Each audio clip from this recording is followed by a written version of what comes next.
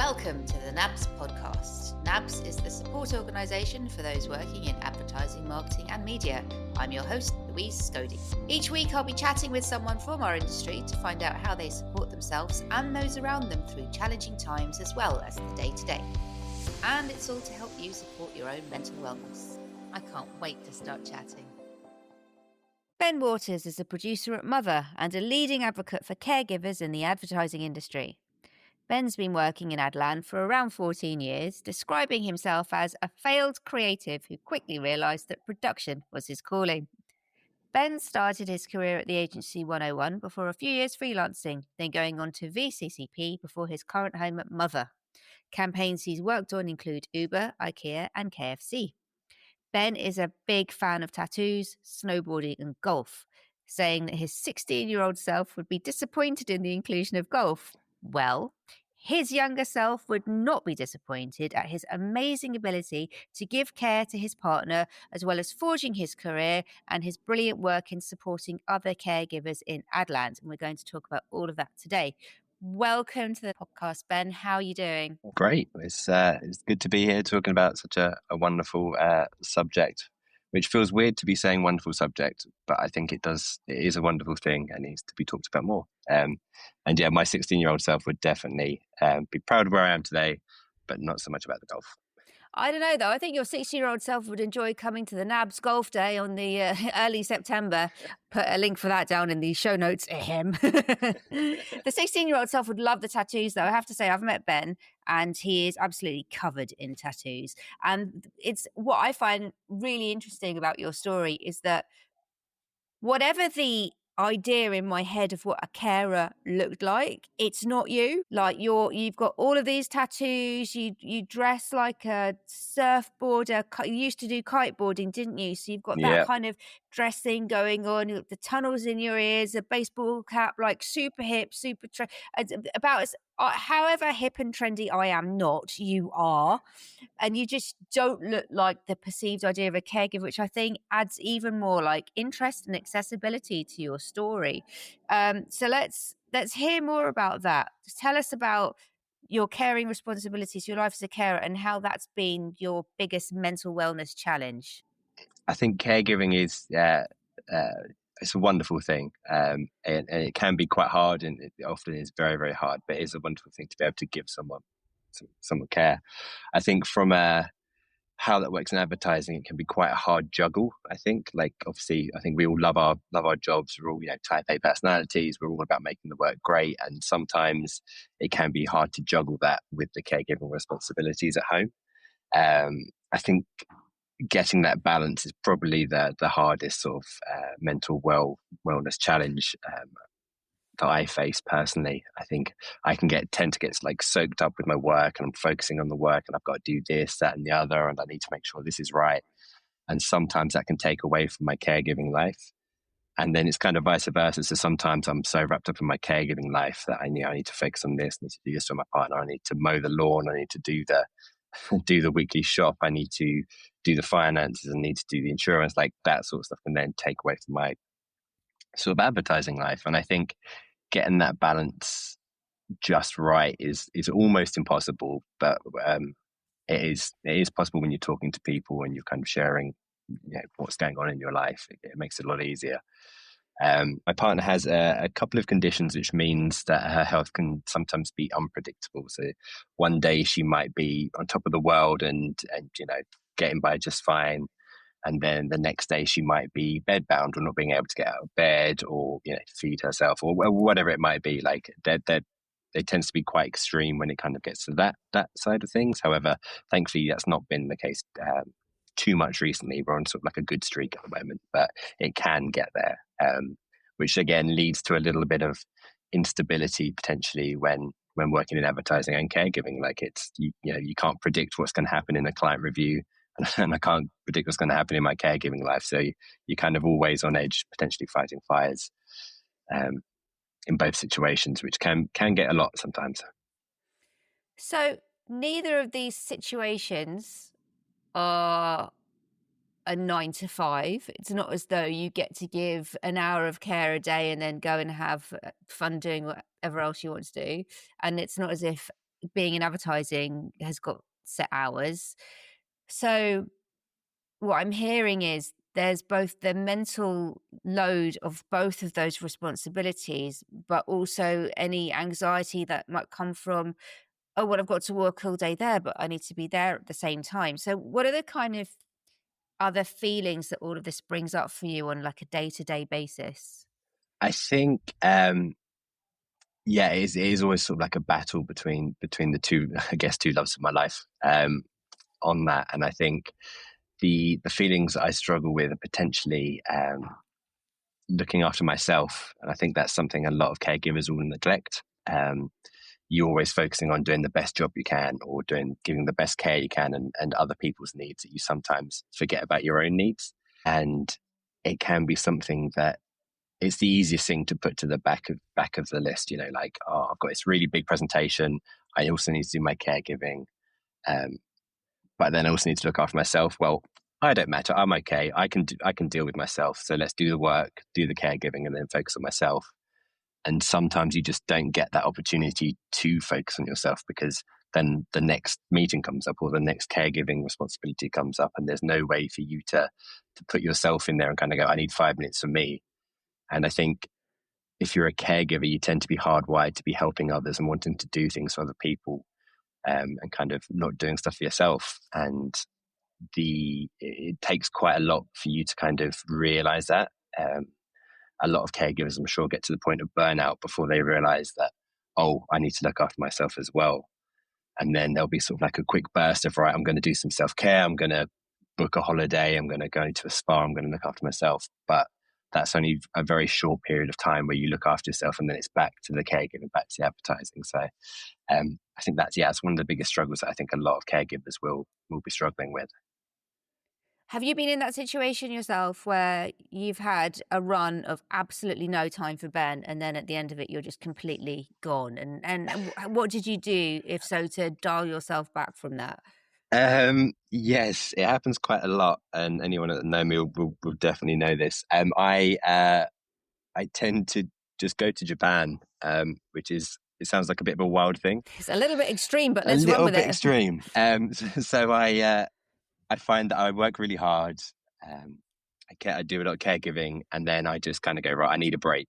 And it feels like the furthest away that I can get from sort of my responsibilities and sort of like the intensity of my daily life is go all around to the other side of the world, and just kind of be away from the phone, be away from sort of caregiving responsibilities, make sure everyone's set up and it's not like anything's going to go wrong on my way. But it takes that level of travel for me to kind of feel like, I'm in like a little bit of zen, where I can just log off and just do me for a little bit, which is not healthy financially or mentally, really. Like, you can't just go to Japan every time you need a break. So I think I've been working quite a lot recently on trying to bring little things to my own personal life to get those little breaks in. So, it's like going to the gym, it's doing therapy, it's journaling, it's all those sorts of little things that you tend to see in really cringe social films where people are all alpha males and they're trying to be the best you. Not to that level, but just taking on some of those learnings actually does help quite a bit. Kind of dial me in and make sure that I can do what I need to do without going to Japan. Indeed. Although you could always get some sushi, I guess, which would be a much more accessible way of bringing some Japan into your life. I think it's important to acknowledge the extra load that might be around you even taking some daily time for yourself.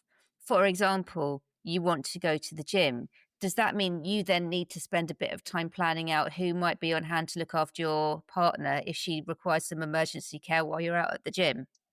Yes, so I tend to go. I tend to get up early doors, so maybe 6 a.m. So before anyone's awake, I kind of go, right, this is my time. I can get up early and go and do things. I think if there was ever a situation where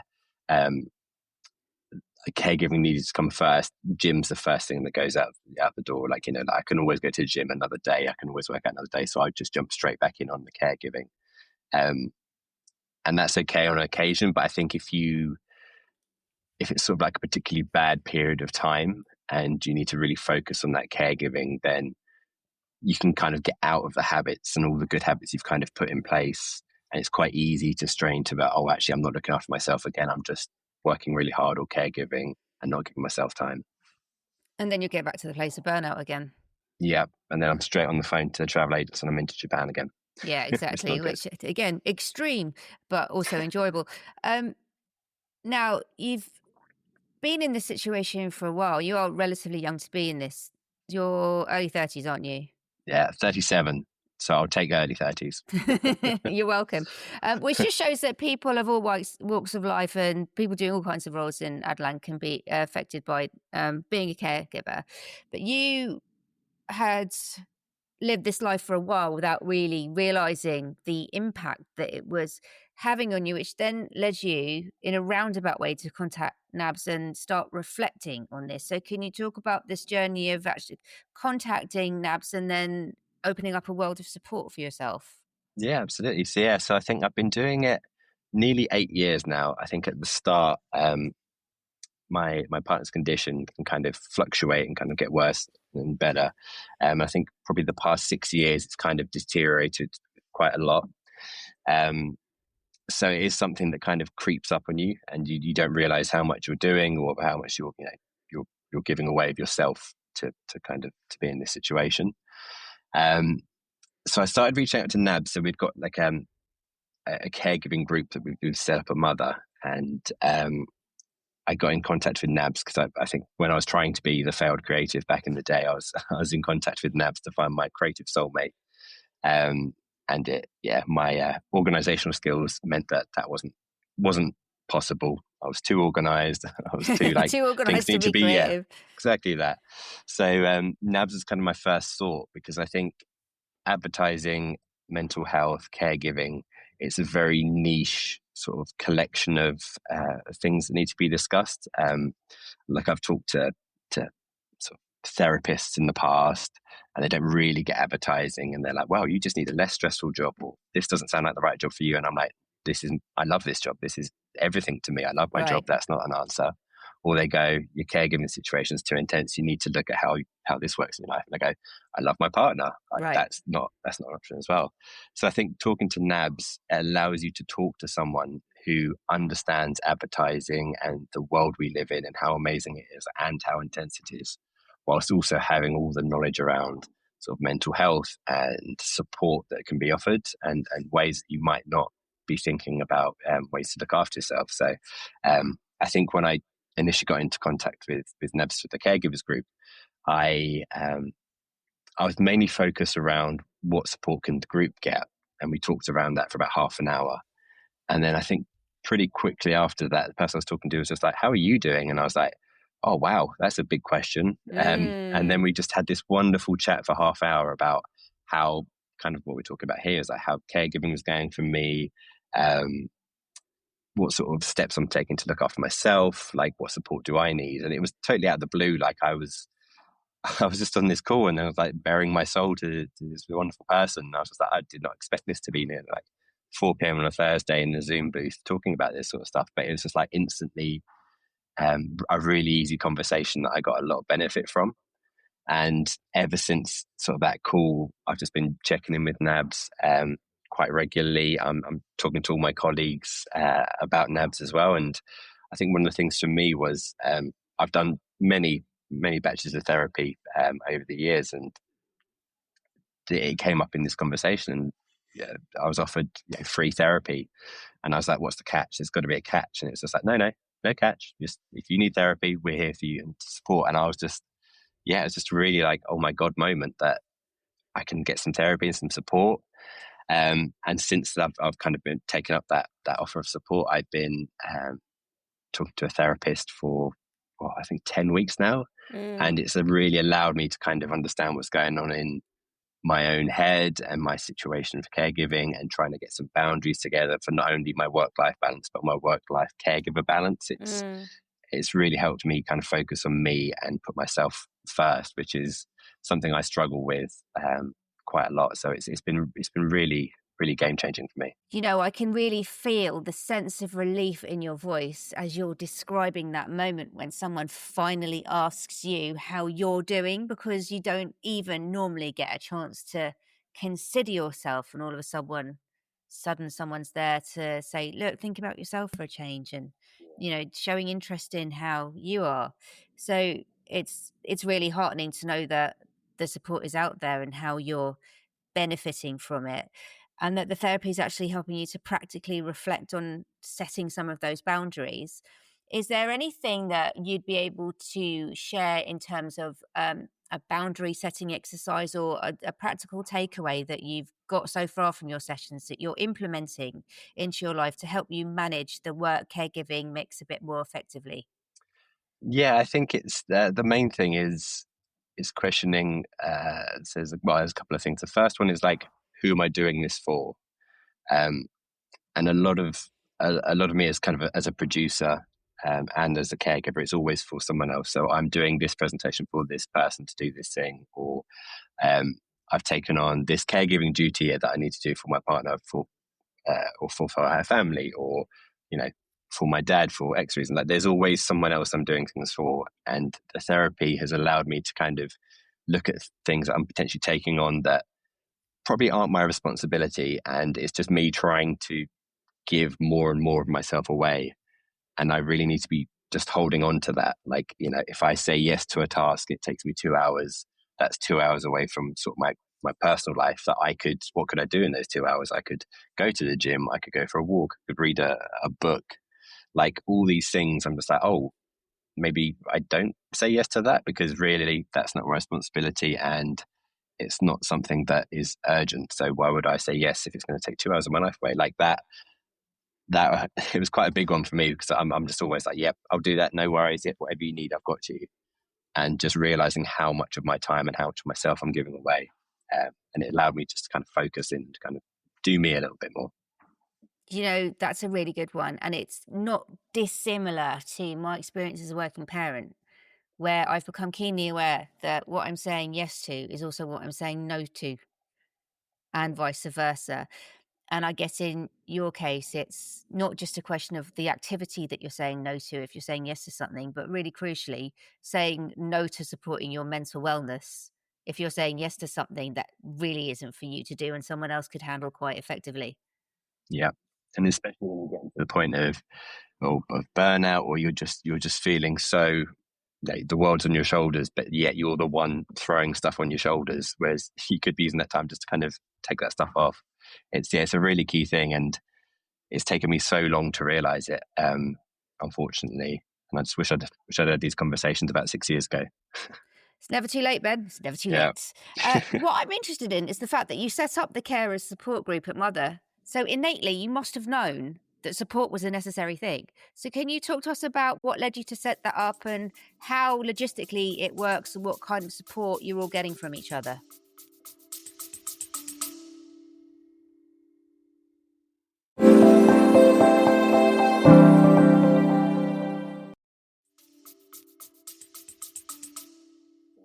I think I've gotten to the stage now in caregiving where I'm very open, and I'll talk to anyone about it. Like, if someone goes, "How are you doing?" I can be like, right, before we start, is that a "how am I doing?" or is that just a polite "how are we doing?" And then if it's a "how are you doing?" I'll go off for about half an hour of my life. So I'm very, very open about it. And I think that can be quite a lengthy process for people to get there. And I know when I first started caregiving, I didn't want to tell anyone about it. I was just like, this is a bit of a secret. Like, I can't tell anyone that I'm a caregiver, because they may look at me like, this guy's a caregiver, I can't give him the big fancy job because he's not going to have time to do it. Or there might just be some unfavorable thoughts, which has never been the case. As soon as I've been open with it, it's not affected anything. But I think it's just that internal worry and stress that people are going to think X, Y, Z about me. So I think I was very open sort of prior to Mother, but Mother being quite a very, very open and welcoming place, I can really be myself here. I'm like turbo me. I'm sharing these things. So I was talking to some people about caregiving, and my manager was like, "Oh, I think there might be some caregivers in the agency." So I reached out to sort of our people team, was like, "Is there a caregiver group?" And they were like, "Oh no, but that sounds like a fantastic idea." So then I just kind of took that, got in contact with a couple of the caregivers that were open to their details being shared, and we just had some really sort of open chats. I think the first person I talked to, we had half an hour in the diary, and then we ended up talking for maybe 2 hours, and it was Wow. almost like oh my God, there's someone in advertising that has, we had very, very different situations, but the similarities on what we were feeling and the experiences we had was so similar that we were like, this is like therapy, just having this chat. We need to branch out and get some more people involved. So then we got another couple of caregivers involved. I think there's sort of like three of us that kind of do the day-to-day running of this group. But how we sort of go out there in the world is we have sort of maybe once or twice a month we'll get together just as a caregiver group and open it to all the caregivers in the agency. We put out an email saying if anyone's a caregiver and fancies a coffee or a chat, we're going outside the agency to like sort of like a closed off area where we can just all relax and chat and just vent about what's going on in our lives. And it's weird that all you need is that. You just need a room with some caregivers that have sort of similar or sometimes not similar experiences, just to talk about what's going on in their life with no fear about being judged, knowing that everyone in the room, if I said, God, I'm having a really, really tough time being a caregiver at the moment, it's really hard, I don't feel any guilt saying Yeah. that because I'm surrounded by people that have definitely had these feelings before. And that's the sort of main thing. That's all it takes is just like a small group of people who have had some shared experiences. We talk through maybe some tips and tricks we've had throughout the years. So it might be, I need to sort something out for my parent with the council, and then someone else in the group has had some experience about that and go, oh, if you want a little chat, we can take this offline, have a chat when we get back to the agency about how best to approach the council or lawyers or whatever it might be.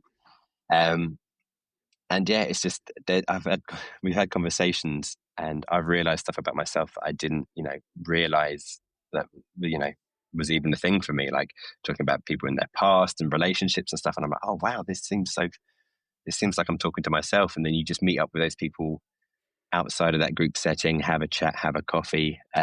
We often go for walks around Shoreditch and just have a coffee Nice. and talk about this big scary things happening at the moment.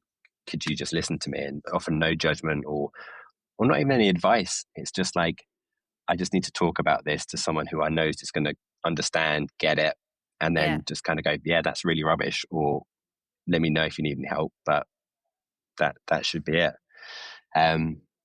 So we're trying to branch out, get some activities planned, some sort of especially Caregivers Week, just like some more insight around what's going on. But yeah, that's sort of the main thing. And I think just having that as a group, anyone that comes in and thinks they might be a caregiver, it's also a good resource for that. So obviously caregiving can be really intense. It could be like you're in the trenches every day and you're really, it's really strong care you need to give someone. But then it could be as much as you need to do the weekly shop for a sick aunt, or, you need to just check in with someone once a week on the phone. Like all these levels of caregiving are still caregiving. And we want to be there for everyone who has any of those sort of situations. That's beautiful stuff. With the group, do you have it as a free-flowing conversation, or is there any facilitation work that someone has to do to make sure everyone gets heard? And also, is there any work around holding space if someone says something that really is quite emotionally profound, or if someone's really, really struggling and could actually benefit from some therapeutic work? So what tends to happen is, I think I'm very open, so I'll just kick things off. We'll all be in a room in a circle, and I'll go, oh, I've had this situation come up. It's quite stressful, and it might be a work related one, or it might be caregiving. It tends to be kind of interrelated, and that'll kind of just start off conversations. And we'll all listen in, and we'll give everyone. If you were speaking, you're going to be heard by everyone within the group. But there's no sort of strict form. It's just like you have no need to talk if you don't want to. If you just want to kind of sit there and listen in, absolutely fine. There's no sort of stress or agenda. I think there has been a couple of times where something quite important's come up, and I think it's something we take note of within the group, and people will check in afterwards if someone's having a really rough time and the session finishes and everyone goes back to their sort of work life. We'll make sure to be sort of keeping an extra eye on that person and just Mm. checking in, making sure they're okay throughout sort of like the working week as time goes on. And I think if anything does come up that is particularly sort of punchy or intense, we would 100% recommend sort of like a therapy or reaching out to someone with a bit more expertise, because obviously we're a group of caregivers and we've got our own lived experience, but we don't have the lived experience that might be right for that situation, or the maybe potential legal knowledge or sort of mental support knowledge. So we'd always point that person to someone like a NABS Yeah. or a therapy, just to kind of give them the proper support needed. Yeah, and you've mentioned the legal issues that might arise for someone there, as well as the therapeutic needs. And the NABS advice line would be a great place to start for anyone listening to this who is facing one or more of those challenges. Call our support team, have a chat, and then it may well be that you would also be able to get some free therapy as well, because we provide that service. So we'll pop the details in the show notes there as well. So that's all sounding really, really positive. And it's also vital that you get management support and management buy in for that, because you will have people saying, well, I know we're in the middle of this big project, but it's the caregivers group now, and I absolutely have to go. And you need the managers to be able to support that and say, yeah, great, I understand you need that for your mental wellness. So, that's just one small example, but how do you think that managers can best support caregivers in their teams? And I know you've said to me previously that your managers have been amazing. So anything that they've been doing as well that can give some inspo. I think it's I think firstly, I think I'm very lucky to be able to open up to my managers about kind of anything in my life, be it caregiving or a whole host of other stuff, that they're like, Ben, this isn't anything to do with advertising. I'll listen to you. I'll support you. What do you need? Like, it's a really great relationship I have with my managers. And I think I've been very lucky there. I think it's anything to do with, especially caregiving.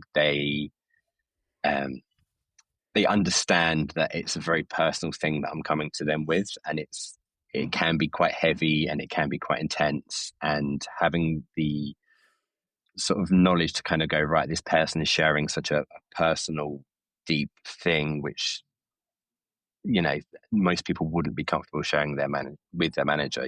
Like, is my manager going to look at me and go, he's not fit for this job anymore because he's got this responsibility outside of the office? Like, I have no fear of that whatsoever. So having managers that are approachable and really respect you and what you do is really key. And I think acknowledgement from a manager as well. I have a bit of a habit of throwing myself into work when things are particularly tough. So if my home life is really tough, I'll go, I can't control this big part of my life. I know I can control my work life, so I'm going to focus more energy there to try and it's almost escape Yeah. my own personal life. And having my managers know that I do have those tendencies, and if I'm suddenly putting my hand up for more work and they know I'm at max capacity, they need to go, hang on a minute, what's going on? Are you okay? Just take a step back. And then we have a conversation around, actually, work life works quite hard at home at the moment. And they'll then go, okay, well, the answer to that isn't to give you more work, it's to give you less work. And we'll have a conversation around maybe freeing up some of my time just to focus on me.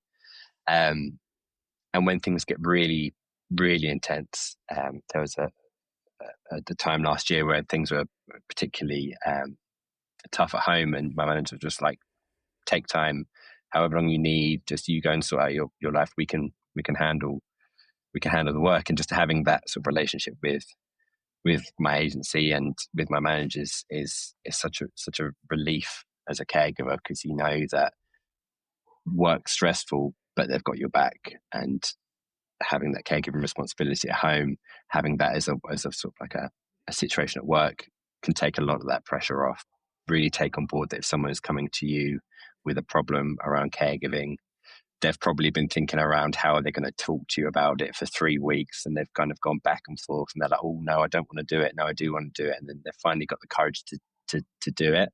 So Mm. when that first conversation does happen, just make sure that you're open and you're not kind of trying to solve the problem. You're Yeah. just listening to understand where they're coming from before offering support.